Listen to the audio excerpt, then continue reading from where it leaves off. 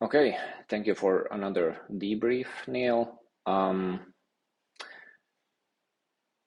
Every interview builds up some new insights and strengthens some other things. Like almost, I think every interviewer have mentioned things like, will I have time for this? And like, is it self-paced? I'm like traveling, so it's hard to attend live.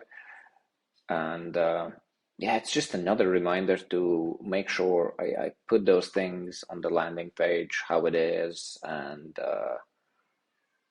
so I can kind of just address these anxieties right in the landing page. Um,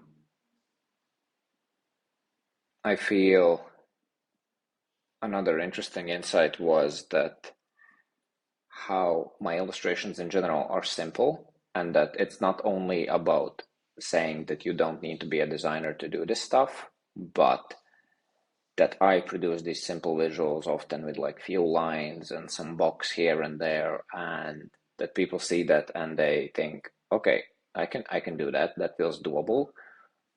And if somebody else makes like something super complex and claims that you don't need to be a designer, it might not register because they look at the output that that person is doing, and it might feel completely out of reach for them.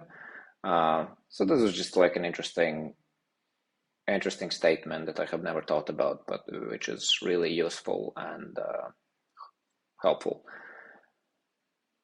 Um,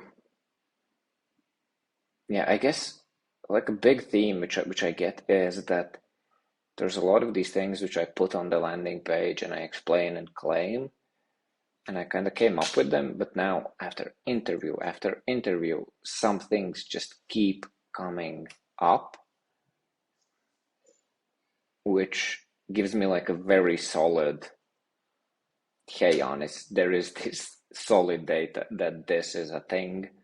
Make sure you address this. And yeah, I'm just like very clear in terms of what I need to do and what I need to address, and that it should be there and it makes sense and it's important to people. Instead of like, yeah, I think I will put this here and I think it makes sense, but now I have like solid data to back it up. Some things I did and some things I didn't do. Um, And another thing from this debrief is about pricing. Yeah, I don't know still what to do with the pricing because I want to have I want most people to opt in for the community with the feedback sessions and all that good stuff, because there's a lot of value which really helps people to get the results.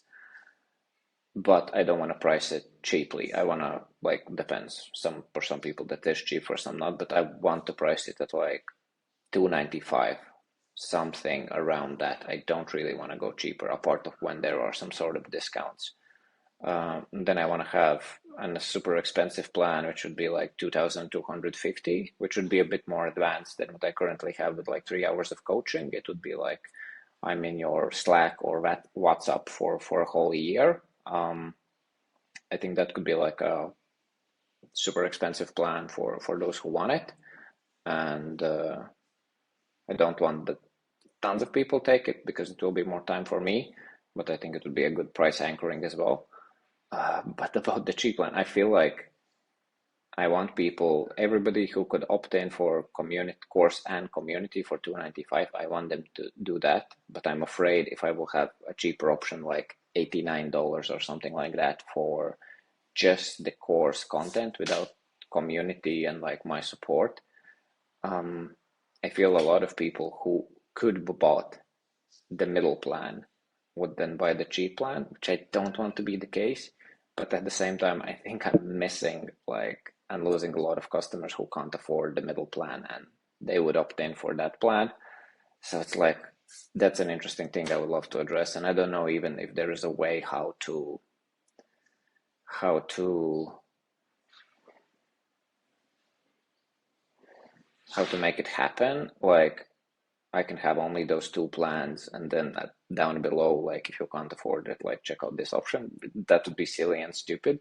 I don't know if I want to have like three plans. I don't know. Maybe in the newsletter I can every now and then promote it, like, hey, by the way, you can get my course without the community for cheaper price. Maybe, probably need to run some tests, but yeah, if you have any interesting ideas how to address that, that would be helpful. But let's see what comes up from other interviews, and we'll see what are the overlaps and stuff. Thank you.